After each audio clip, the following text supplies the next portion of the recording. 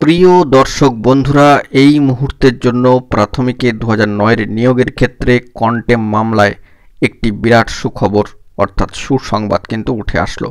এ মাসেই থাকছে প্রবলভাবে নিয়োগের সম্ভাবনা বেশ কিছু প্রার্থীদের। তবে কার্যত সকল প্রার্থীদের একসঙ্গে নিয়োগের একটা দাবি কিন্তু রাখা হয়েছে, যেমনটা সামাজিক গণমাধ্যমের খবর উঠে আসছে।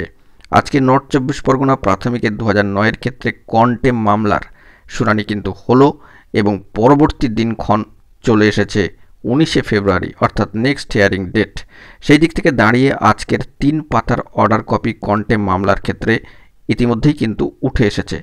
তবে আজকে কন্টেম মামলার ক্ষেত্রে সারসংক্ষেপ হিসাবে শুনানিতে কি হলো না হলো সে বিষয়ে সংক্ষিপ্ত আকারে একটু তুলে ধরবার চেষ্টা করছি ভয়েস বার্তায়। প্রার্থীদের সাথে আমরা যোগাযোগ করেছিলাম, সম্মানীয় এক প্রার্থী এ বিষয়ে কিন্তু সংক্ষিপ্তভাবে বার্তা দিয়েছেন। তো ভিডিওটিকে শেষ পর্যন্ত ওয়াচ করবেন এবং স্টিল নাও শুনবেন, তবে কিন্তু বিষয়টিকে বুঝতে পারবেন।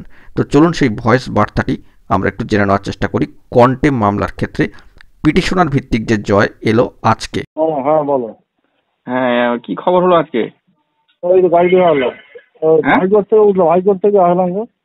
ও আচ্ছা, যাক ভালো। কি খবর হলো মোটামুটি? সবাই হবে।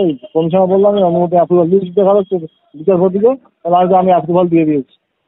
আচ্ছা আচ্ছা, আশা করি বন্ধুরা বিষয়টি বুঝতে পারলেন। তো এখন এটুকুই, পরবর্তী ক্ষেত্রে চেষ্টা করব অবশ্যই যে 3 পাতার অর্ডার কপি উঠে এসেছে সেই নিয়ে বিস্তারিত ব্যাখ্যা দিতে।